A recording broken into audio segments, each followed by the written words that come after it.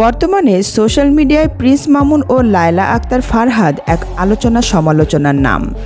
Facebook, YouTube সহ বিভিন্ন সামাজিক মাধ্যমে লায়লাকে সঙ্গে করে বিনোদন ভিত্তিক কন্টেন্ট বানিয়ে বরাবরই আলোচনায় ছিলেন মামুন।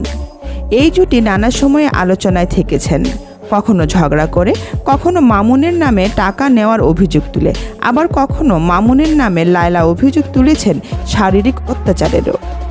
এবার সব ছাপিয়ে লায়লা মামুনের নামে করেছেন বিয়ের প্রলোভনে ধর্ষণ মামলা, আর সেই মামলায় প্রিন্স মামুনকে গ্রেফতার করেছে পুলিশ।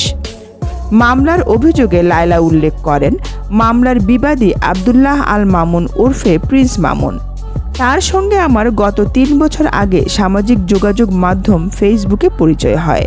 পরিচয়ের এক পর্যায়ে মামুন আমাকে বিয়ে করবে বলে প্রলোভন দেখায় এবং আমার সঙ্গে প্রেমের সম্পর্ক স্থাপন করে। সে আমাকে জানায় তার ঢাকায় থাকার মতো নিজস্ব কোনো বাসা নেই। যেহেতু প্রেমের সম্পর্ক সৃষ্টি হয় এবং মামুন আমাকে বিয়ে করবে বলে জানায়, তাই তার কথা সরল মনে বিশ্বাস করে তাকে আমার বাসায় থাকার অনুমতি দেই।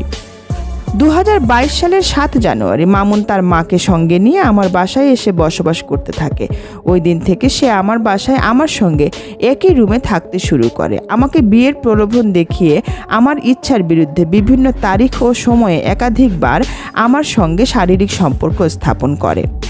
মামুন আমার বাসায় থাকাকালে তার বাবা মা মাঝে মধ্যেই সেখানে এসে অবস্থান করত। আমি মামুনকে একাধিকবার বিয়ের বিষয় বললে সে বিভিন্ন অজুহাতে সময় ক্ষেপণ করতে থাকে। সর্বশেষ চলতি বছরের 14 মার্চ মামুন আমার শয়নকক্ষে আগের মতো আমাকে বিয়ের প্রলোভন দেখিয়ে আমাকে ধর্ষণ করে। পরবর্তী সময়ে আমি তাকে বিয়ের বিষয়ে বললে সে আমার উপর ক্ষিপ্ত হয়ে ওঠে, আমাকে বিভিন্ন অশ্লীল ভাষায় গালিগালাজ করে।